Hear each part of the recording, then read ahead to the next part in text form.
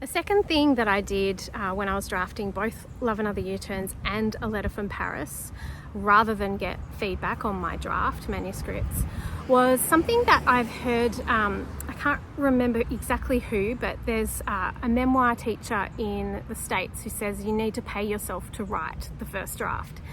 Now, this can look different ways to different people. For me, that looked like getting my journalism work out of the way during the daytime hours or a significant time of the week, and then that would sort of pay for the rest of the say 3 or 4 days that I was working on the manuscript. That's what I did with the first book. And with my second book, A Letter from Paris, I actually took, was it 2 months off or 3 months off entirely from my other contract work to work on the draft. And this told me how important it was. And this was more valuable to me than paying someone to give me feedback on those pages. The thing is, I had an agent for my for A Letter from Paris, and they don't actually give you feedback on your early pages. I sent her the draft when it was probably the third draft, because she needed that for her records. But you may not realize they don't give you feedback. You need to learn to trust yourself and write a book without feedback. And that's why I have included all of these specific structural guidance steps in 90-Day Memoir, but I don't give you feedback on the pages that you're writing or your responses to the story prompts, for example. So pay yourself to write whichever way that looks for you, and set a deadline. You must have a deadline. Without a deadline, I don't do anything. This is why journalists write so much.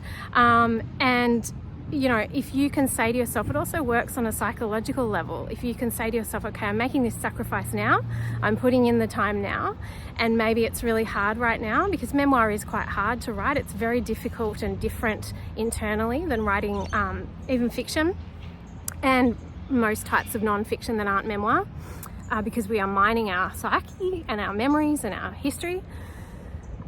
So if you can set a deadline for that and put it on the calendar, and I've got all these tools and resources in 90-Day Memoir where I teach you how to do this, and book in a reward, that does something in your brain where you actually do dedicate that time, and you're treating it like a job. It's like anything you want to do well, you need to treat it like a job.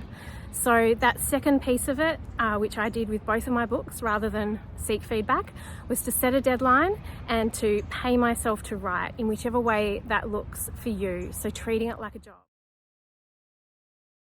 And so that's why I have this questionnaire at the beginning of the program. What is your proposed deadline after you've used the techniques that I have in that piece of the intro piece of 90-Day Memoir, to teach you how to set that deadline, how to figure out how long it's going to take you to write your first draft or your second draft.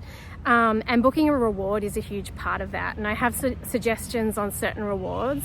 It's not a reward like a block of chocolate or a bottle of wine. It's a reward that is going to get you out of the story, out of your headspace, out of your, away from your desk, and something that you can't negotiate. So it's a non-negotiable reward. So I have that in there as well. So that's all part of treating it like a job and being a professional at this, and turning pro as a writer and becoming an author.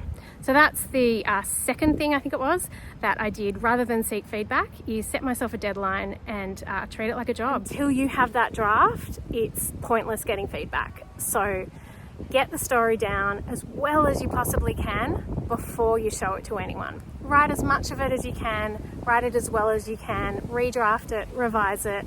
Yeah, it's grueling work, but it's art and it's satisfying, and you're making meaning of your life, and you're creating something that is really special and no one else in this world can create, because it's your story.